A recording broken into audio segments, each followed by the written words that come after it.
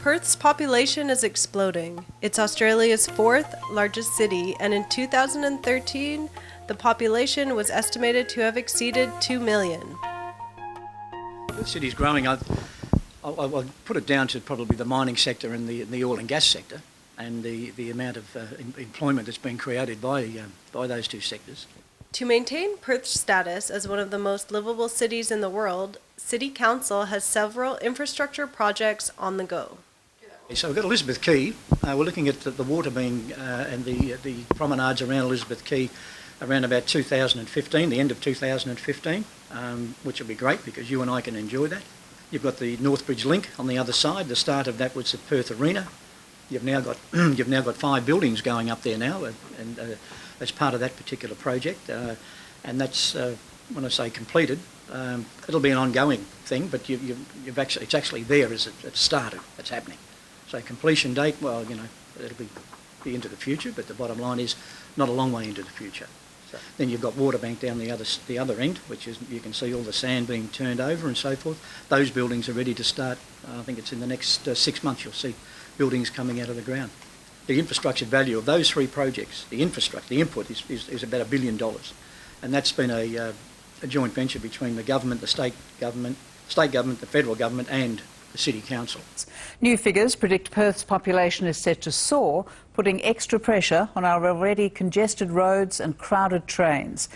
Improving access to public transit is also high on the agenda. Certainly the council is 100% behind the light rail project that the government wants to initiate.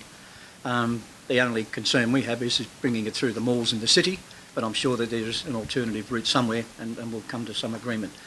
But that light rail will come all the way down from Mirrabooka into the city itself. We'll have a spur line that goes all the way to the university, UWA, to the hospitals, and I think it'll be fabulous.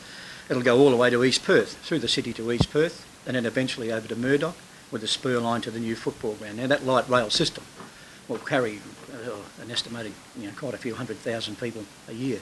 Can you tell me what Perth's going to look like in terms of culturally in the next 10 years?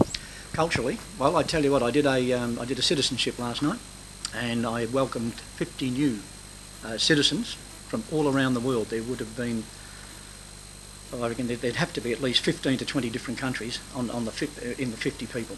Now, the multicultural mix of the city will be fabulous. What can Perthians do to address the city's growing pains? To address the city's growing pains, I think the one word that we can put in there is be patient, because Perth is growing. And if you're not experiencing growing pains, you're not growing. It's as simple as that. The bottom line is when these projects get finished, the Perthians will just be able to sit back and just totally enjoy what will be a fabulous, fabulous 3 areas that we're putting into the city now.